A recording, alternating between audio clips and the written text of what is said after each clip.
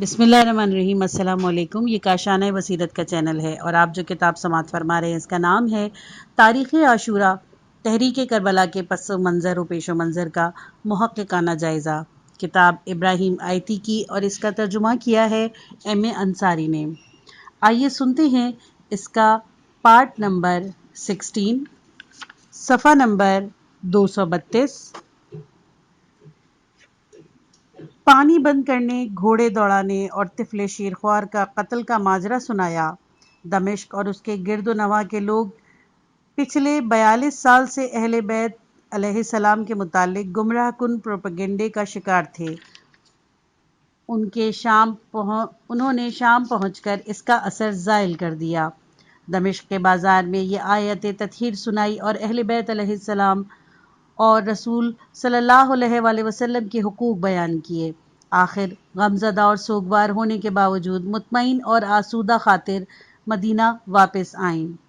شاید بعض شیعان اہل بیت علیہ السلام کو مطمئن اور آسودہ خاطر کے الفاظ گراں گزریں، لیکن اگر وہ ان کامیابیوں کو نظر میں رکھیں جو اہل بیت علیہ السلام کو اس سفر میں حاصل ہوئیں اور جن کی طرف ہم پہلے بھی اشارہ کر چکے ہیں، تو وہ خود اعتراف کریں گے کہ اہل بیت علیہ السلام کے جذبات کی تعبیر کے لیے یہ الفاظ نامناسب نہیں ہیں۔ ہم سے قبل خود دختر امیر المومنین علیہ السلام نے اس قسم کے الفاظ استعمال کیے ہیں اور ہم نے اس عظیم المرتبت خاتون کی پیروی کی ہے جس کی دلیری اور صاف گوئی کی مستند شہادتیں ہمارے پاس موجود ہیں۔ ابن طاؤس کی روایت ہے کہ جب ابن زیاد نے حضرت زینب کبریٰ علیہ السلام سے کہا، دیکھا خدا نے تمہارے خاندان کے ساتھ کیا کیا، تو زینب علیہ السلام نے جواب میں کہا کہ میں نے تو کوئی بری بات نہیں دیکھی، ان لوگوں کی شہادت مقدر تھی، سو وہ خلد بری میں چلے گئے۔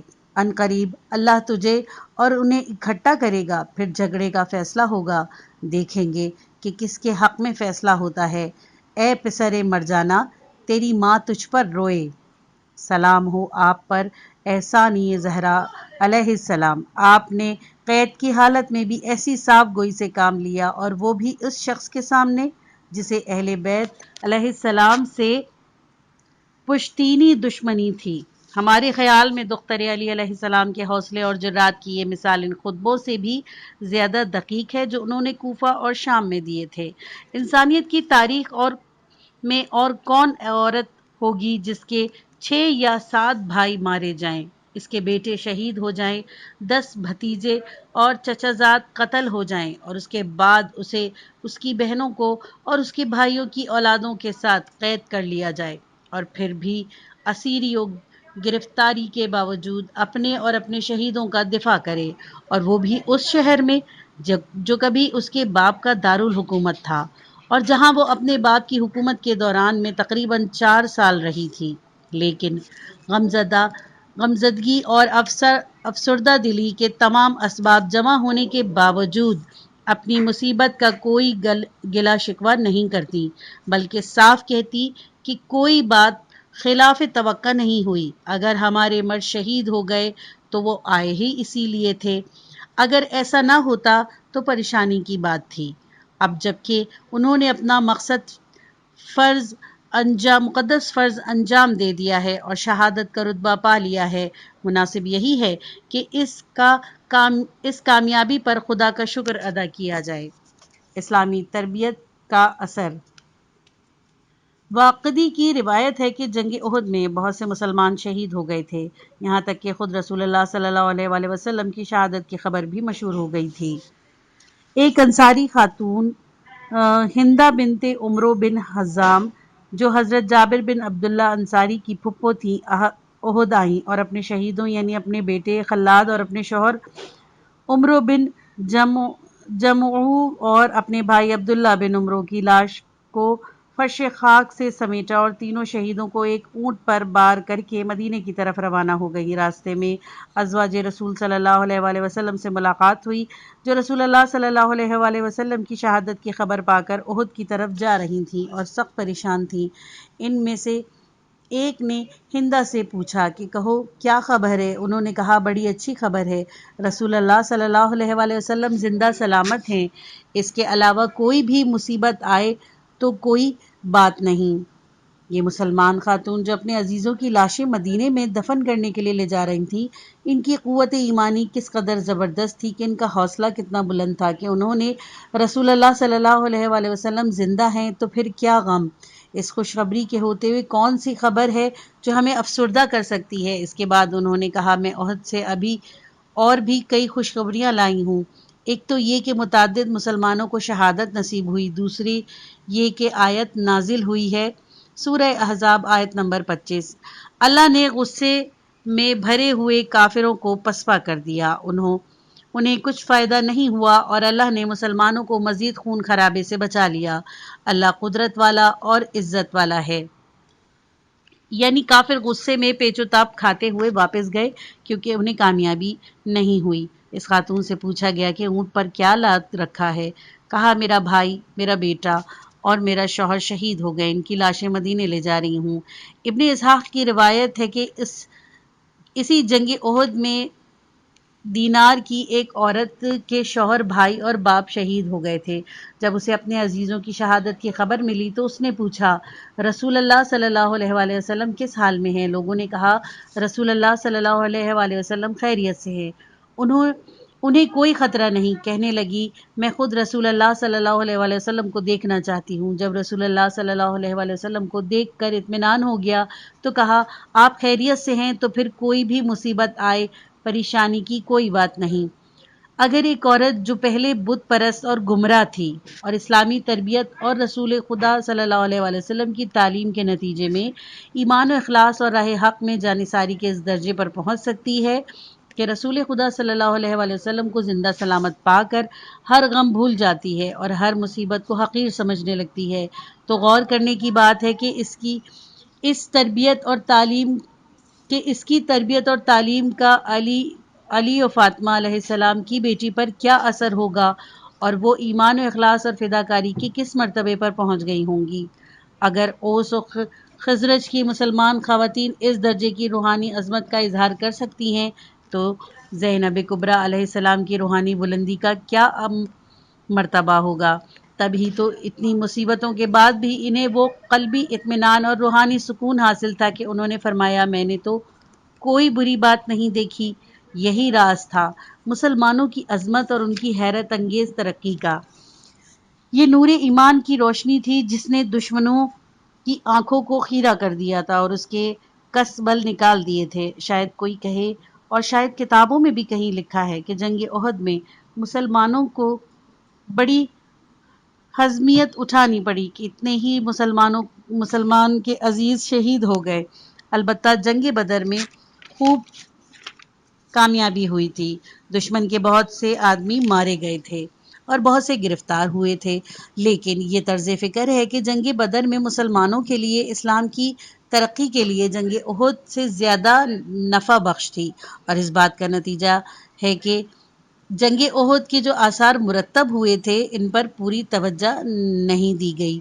بدر میں مسلمانوں نے اپنے زور بازو کا مظاہرہ کیا تھا۔ دشمن کو معلوم ہو گیا تھا کہ اگر مسلمان 313 بھی ہوں اور ان کے پاس صرف 6 زرہ ہوں اور 7 تلواریں ہوں تب بھی وہ 950 افراد کے لشکر پر بھاری رہیں گے، کچھ کو مار دیں گے، کچھ کو قید کر لیں گے اور باقی کو بھگا دیں گے۔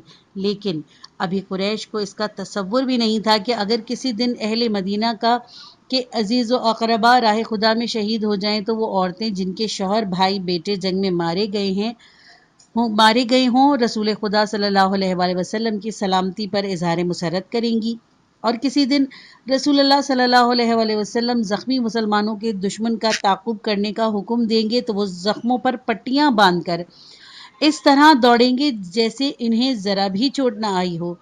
جنگ احد دشمن کو مرعوب کرنے میں جنگ بدر سے بھی زیادہ مؤثر ثابت ہوئی۔ احد کے امتحان میں مسلمانوں نے بدر سے زیادہ کامیابی حاصل کی تھی۔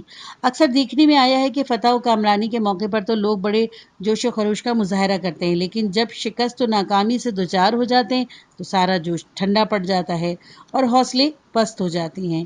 جنگ بدر کے بعد بھی قریش کو امید تھی کہ اگر وہ کسی دن مسلمانوں پر غالب آ گئے اور انصار کے کچھ آدمی مارے گئے تو رسول اللہ صلی اللہ علیہ وآلہ وسلم کی نصرت و آنت کا سارا جوش ٹھنڈا پڑ جائے گا اور وہ بددل ہو کر ان کے ساتھ چھوڑ دیں گے۔ یہ تو ان کے حاشیہ خیال میں بھی نہیں آ سکتا تھا کہ مسلمانوں کے لیے اس سے کوئی فرق نہیں پڑتا کہ رسول اللہ صلی اللہ علیہ وآلہ وسلم 70 قیدیوں اور بے شمار مال غنیمت کے ساتھ مدینہ منورہ واپس آئے ہیں۔ یہ 70 سے زیادہ جانثاروں کی شہادت کے بعد صرف دست و پا شکستہ اصحاب کو لے کر جنگ احد کے بعد انصار مرد اور خواتین کے عکس العمل کا جو اثر دشمن کے حوصلوں پر ہوا تھا وہی اثر کوفہ اور شام میں اہل بیت علیہ السلام کے طرز عمل کا ہوا ہے۔ اہل بیت علیہ السلام کا طرز عمل بالکل غیر متوقع تھا۔ یہ تصور بھی نہیں کیا جا سکتا تھا کہ وہ اس قدر مصائب و شدائد برداشت کرنے کے بعد بھی سر اونچا کر سکیں گے، ہر جگہ تقریریں کر سکیں گے اور فاتح اور طاقتور دشمن کو نیچا دکھائیں گے۔ عام خیالات کے بدلنے سے خود یزید پر یہ اثر ہوا کہ اسیران اہل بیت علیہ السلام کے دمشق پہنچنے پر پہلے ہی دن اس نے یہ کہا کہ ابن مرجانہ پر خدا کی مار، اگر اس کی تمہارے ساتھ رشتہ داری ہوتی تو وہ ہرگز تمہارے ساتھ یہ سلوک نہ کرتا اور تمہیں اس افسوسناک حالت میں نہ بھیجتا۔ انصار مدینہ کی بیعت۔ نبوت کے 13ویں سال مدینہ کے سربراہ آور وہ لوگوں نے منا کے گھاٹی میں رسول خدا صلی اللہ علیہ وآلہ وسلم کی بیعت کی۔ عباس بن عبد المطلب اس موقع پر موجود تھے۔ انہوں نے اہل مدینہ سے عہد لیا کہ رسول اللہ صلی اللہ علیہ وآلہ وسلم کی حمایت میں کوتاہی نہیں کریں گے۔ بعض مورخین نے لکھا ہے کہ عباسی نے اپنی گفتگو کا آغاز اس طرح کیا تھا: اے گروہ خزرج، اب جب کہ تم محمد صلی اللہ علیہ وآلہ وسلم کو اپنے شہر میں آنے کی دعوت دے رہے ہو، تمہیں معلوم ہونا چاہیے کہ محمد صلی اللہ علیہ وآلہ وسلم اپنے خاندان میں بہت معزز و محترم ہیں۔ ہم میں ان کا ایک خاص مقام ہے۔ ہم سب بنی ہاشم چاہے ان پر ایمان لائے ہوں یا نہ لائے ہوں ان کے جانثار ہیں اور ہمیشہ ان کے لیے سینہ سپر رہے ہیں۔ اپنے شہر اور قبیلے میں محمد صلی اللہ علیہ وآلہ وسلم کی عزت ہے اور ان کا احترام کیا جاتا ہے۔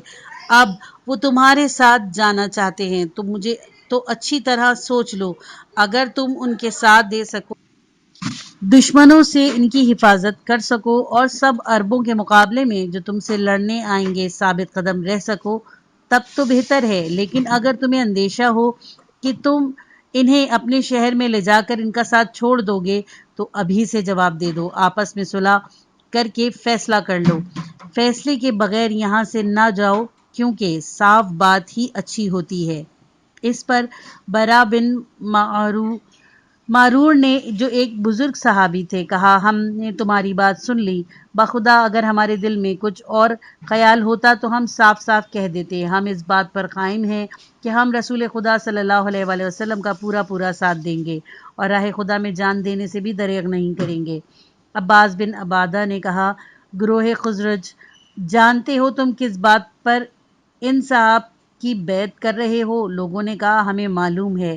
انہوں نے کہا کہ تم اس پر بیعت کر رہے ہو کہ جنگ میں ان کا ساتھ دو گے اور جان و مال کی قربانی سے پیچھے نہیں ہٹو گے۔ اگر تمہیں یہ اندیشہ ہوا کہ تم یہ دیکھ کر کہ مال ہاتھ سے جا رہا ہے اور قوم کے بزرگ مارے جا رہے ہیں تو کسی وقت ان کا ساتھ چھوڑ دو گے تو بہتر ہے کہ ابھی سے بیعت کا خیال دل سے نکال دو، کیونکہ ایسی بات سے دنیا اور آخرت کی رسوائی ہوگی۔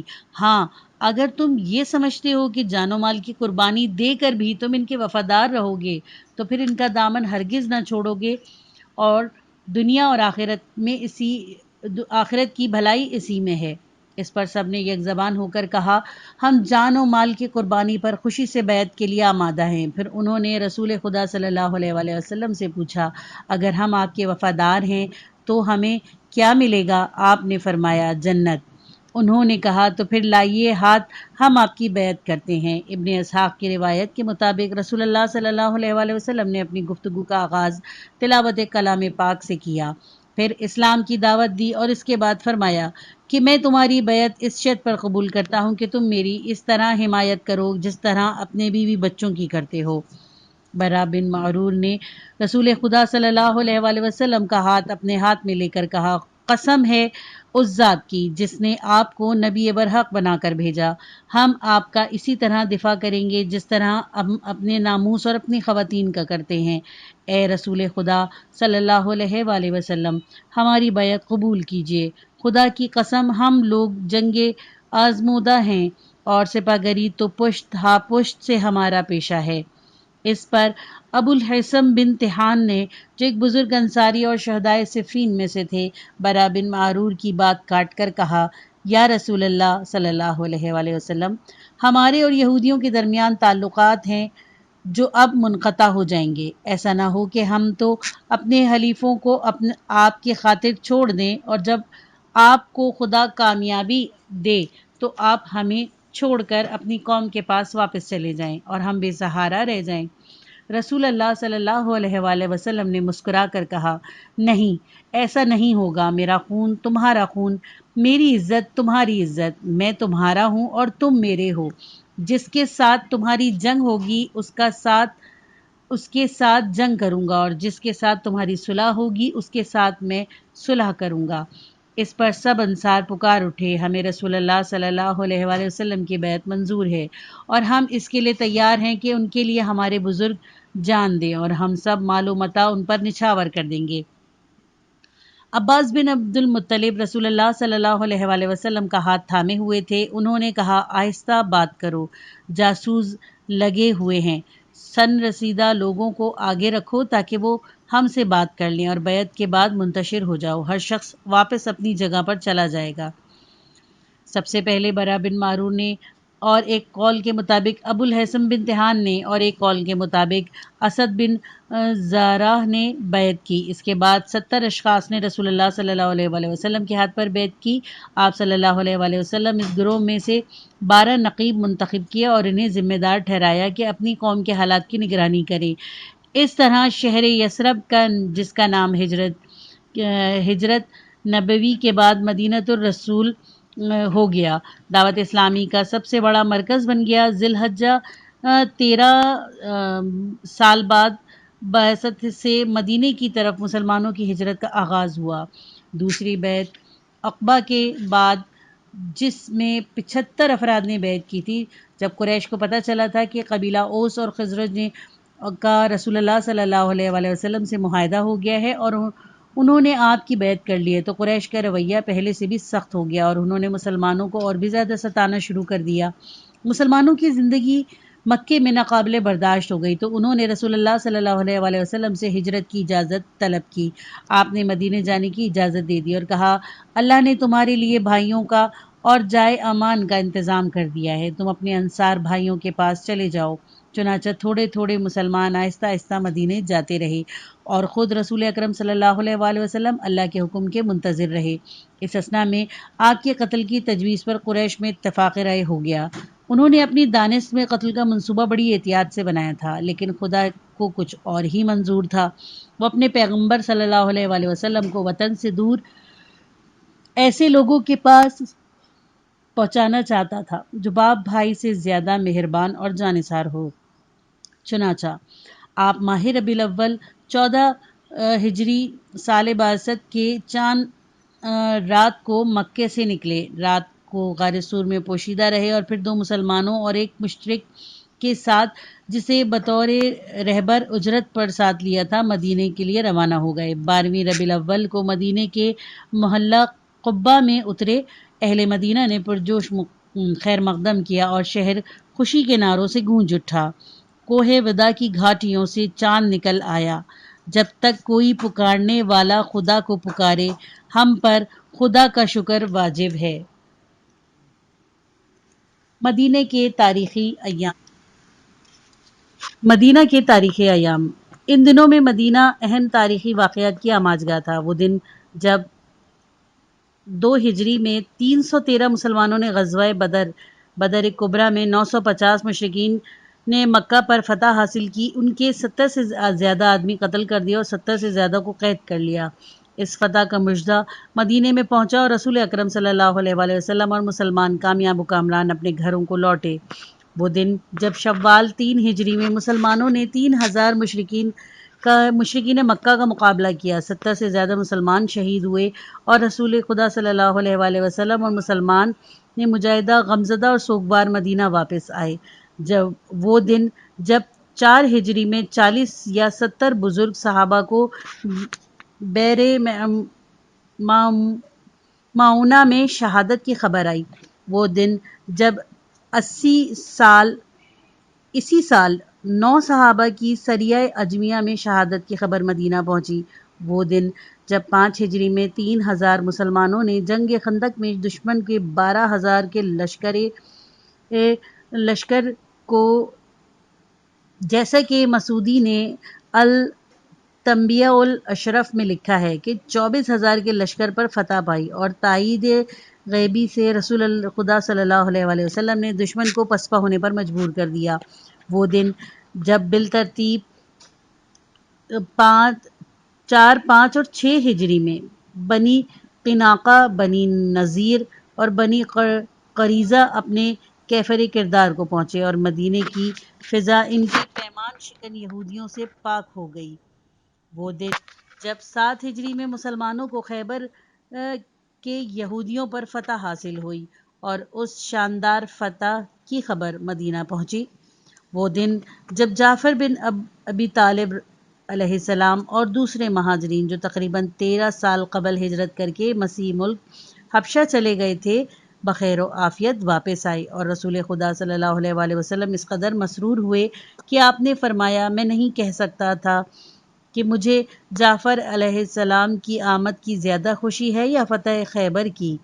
پھر وہ دن جب 8 ہجری میں حضرت جعفر رضی اللہ عنہ، زید بن حارثہ اور عبداللہ بن رواحہ کی موتا یعنی شام میں شہادت کی خبر مدینہ آئی۔ پھر وہ دن جب رسول اللہ صلی اللہ علیہ وآلہ وسلم 30,000 مسلمانوں کے ساتھ غزوہ تبوک سے صحیح سلامت واپس تشریف لائے۔ یہ بڑا خطرناک سفر تھا۔ وہ دن جب رمضان 8 ہجری میں رسول خدا صلی اللہ علیہ وآلہ وسلم نے مکہ فتح کیا۔ اس عظیم فتح کی خبر مدینہ پہنچی تو خوشی کی ایک لہر دوڑ گئی۔ بت پرستی کی بساط ہمیشہ کے لیے جزیرہ نمائے عرب سے الٹ دی گئی۔ وہ دن جب 11 ہجری کے اوائل میں رسول خدا صلی اللہ علیہ وآلہ وسلم نے وفات پائی اور تمام اہل مدینہ غمزدہ و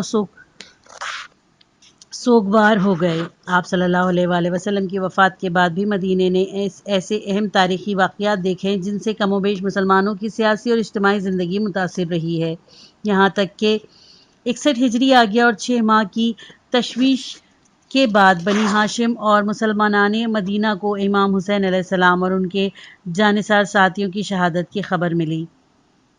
ایک دفعہ پھر رسول خدا صلی اللہ علیہ وآلہ وسلم کی وفات کا نقشہ نظروں میں گھوم گیا۔ قتل حسین علیہ السلام پر اظہار مسرت۔ شیخ مفید اور طبری لکھتے ہیں کہ جب امام حسین علیہ السلام کے قتل کے بعد ان کا سر عبید اللہ بن زیاد کے پاس لایا گیا تو اس نے عبید اللہ بن ابی حارث سلمہ کو بلایا اور حکم دیا کہ فوراً مدینے روانہ ہو جاؤ اور عمرو بن سعید بن عاص حاکم مدینہ کو جا کر حسین بن علی علیہ السلام کے قتل کا مژدہ سناؤ۔ واقعی حیرت کا مقام ہے کہ رسول خدا صلی اللہ علیہ وآلہ وسلم کی وفات کے صرف 50 سال ہی کے اندر مسلمان حق سے اس قدر دور جا پڑے کہ آپ کے فرزندوں اور عزیزوں کے قتل کی خبر کو ایک مژدے کے طور پر شہر کے حاکم کو بھیجی جاتی ہے جہاں آپ نے ہجرت کی تھی اور جو آپ کا مدفن ہے۔ عبد الملک بن ابی حارث کو یہ خبر مدینے لے جانے تک میں تامل تھا اور امام علیہ السلام کے عزیزوں اور متعلقین سے شرم آئی تھی۔ اس نے معذرت کی اور یہ چاہا کہ اسے اس خدمت سے معاف رکھا جائے، لیکن ابن زیاد کے ہاتھ میں طاقت تھی اور وہ امام علیہ السلام کو قتل کر کے پہلے سے بھی زیادہ تندخو ہو گیا تھا۔ اس نے عبد المالک کو دھمکی دی اور کہا کہ تجھے یہ خوشخبری لے کر مدینہ جانا ہی پڑے گا اور تجھ سے پہلے یہ خبر مدینہ نہیں پہنچنی چاہیے۔ کچھ درہم و دینار بھی دیے اور کہا کہ بہانے بازی مت کرو، فوراً روانہ ہو جاؤ۔ اگر تیرا اونٹ رستے میں بیکار ہو جائے تو فوراً دوسرے اونٹ کا انتظام کر۔ ابن زیاد یہ نہیں سمجھتا تھا کہ اس کے اصرار میں خود اس کا اپنا ہی نقصان ہے۔ شہادت امام علیہ السلام کی جتنی تفصیلات لوگوں تک پہنچیں گی وہ تاریخ کا جز بن جائیں گی، اور اتنا ہی اس کی اور یزید کی رسوائی کا سامان جمع ہو جائے گا۔ امام علی مقام علیہ السلام کو تو اس سے کوئی نقصان نہیں پہنچ سکتا۔ امام علیہ السلام کا نقصان، اگر یہ تعبیر درست ہو، اس میں ہے کہ ان کی شہادت کی خبر ظاہر نہ ہو، دشمن کا اخلاقی بگاڑ اور اس کی غلط روی کا حال تاریخ میں درج نہ ہو، اور موجودہ آئندہ مسلمان حقیقت حال سے بے خبر رہیں۔ ابن زیاد ان لوگوں میں سے تھا جو اپنے ہاتھ سے اپنی قبر کھودتے ہیں اور اپنی ذلت اور رسوائی کا سامان خود جگہ جگہ پہنچاتے ہیں۔ اللہ تعالیٰ فرماتا ہے کہ یہ لوگ اللہ اور مسلمانوں کو دھوکہ دیتے ہیں، در حقیقت خود ہی اپنے آپ کو دھوکہ دیتے ہیں، لیکن سمجھتے نہیں۔ سورہ بقرہ آیت نمبر 9۔ وہ یہ خیال کرتے ہیں کہ اللہ کو دھوکہ دینے میں کامیاب ہو جائیں گے اور مومنین کو اپنی چال بازیوں سے بے بس کر دیں گے، لیکن وہ اپنے سوا کسی کو دھوکہ نہیں دے سکتے۔ یہ نہیں سمجھ سکتے کہ اس فریب کاری میں خود ان کا ہی اپنا نقصان ہے۔ جتنا ناپسندیدہ کاموں پر اصرار کریں گے، پھر ان پر فخر کریں گے، اتنا ہی تاریخ کی عدالت سے راہ گزیر ان کے لیے مزدور ہو جائے گی۔ ابن زیاد نہیں جانتا تھا کہ تاریخ اسے ایک بدترین شخص کے طور پر یاد رکھے گی، اور تاریخ کا فیصلہ اس کے حق میں کیا ہوگا، اور امام حسین علیہ السلام اور ان کے ساتھیوں کا نام تاریخ میں کیسے روشن ہوگا، اور ان کی تحریک اور جدوجہد کس طرح تاریخ انسانیت کے درخشاں ترین جدوجہد قرار پائے گی۔ بہر صورت مالک سلمی چونکہ ابن زیاد سے مخالف مول نہیں لے سکتا تھا، لہٰذا وہ اس کے حکم سے مدینہ روانہ ہوا اور بعجلت تمام حجاز پہنچ گیا۔ اہل مدینہ نے جو دیکھا کہ عراق سے قاصد آیا ہے، سمجھ گئے کہ ضرور عراق کی واقعات کی خبر لایا ہوگا۔ ایک قریشی نے، جس کا نام تاریخ میں مذکور نہیں ہے، عبد الملک کو دیکھ کر اس سے پوچھا کہ کہو عراق سے کیا خبر لائے ہو؟ اس کا مقصد یہی معلوم کرنا تھا کہ حسین بن علی علیہ السلام اور عمومی دربار کے خلافت کی کشمکش کا کیا نتیجہ نکلا۔ خلیفہ کے خلاف اہل کوفہ کی جدوجہد کہاں تک کامیاب ہوئی، اب وہاں کس کی حکومت ہے؟ عبد الملک نے جواب میں اتنا کہا کہ صحیح خبر امیر کے پاس ہے، یعنی جو کچھ ہوا ہے میں اس کی اطلاع امیر کو دوں گا۔ عقل مندوں کے لیے اتنا ہی اشارہ کافی تھا۔ وہ سمجھ گئے کہ جب حالات کی اطلاع امیر کو دی جا رہی ہے جو یزید کا مقرر کردہ ہے اور خود بھی اموی ہے، تو اس کا مطلب یہ ہے کہ امام حسین علیہ السلام سیاسی منظر سے ہٹا دیے گئے ہیں اور آل ابی سفیان کی سربراہی پختہ ہو گئی ہے۔ قریشی یہ مختصر سا جواب سنتے ہی سمجھ گیا کہ کچھ پیش آیا ہے۔ اس نے کہا، انا للہ و انا الیہ راجعون۔ معلوم ہوتا ہے کہ حسین بن علی علیہ السلام قتل کر دیے گئے ہیں۔ عبد الملک کہتا ہے کہ جب میں عمرو بن سعید بن عاص اموی کے پاس پہنچا تو اسے بھی عراق کے حالات کا کچھ علم نہیں تھا۔ اس نے گھبرا کر پوچھا، کہو عراق سے کیا خبر لائے ہو؟ میں نے کہا، ایسی خبر لایا ہوں کہ امیر سن کر خوش ہو جائیں گے، اور وہ خبر یہ ہے کہ حسین بن علی علیہ السلام قتل ہو گئے اور جھگڑا ختم ہو گیا۔ عمرو بن سعید اموی یہ خبر سن کر پھولے نہیں سمایا، کہنے لگا، جاؤ اور لوگوں کو ان کے مارے جانے کی خبر سناؤ، اور وہاں سے باہر نکلا اور بآواز بلند اعلان کیا کہ حسین بن علی علیہ السلام عراق میں شہید ہو گئے۔ بنی ہاشم کی خواتین نے یہ سن کر اس طرح آہوزاری شروع کی کہ میں نے کبھی نہیں دیکھی تھی۔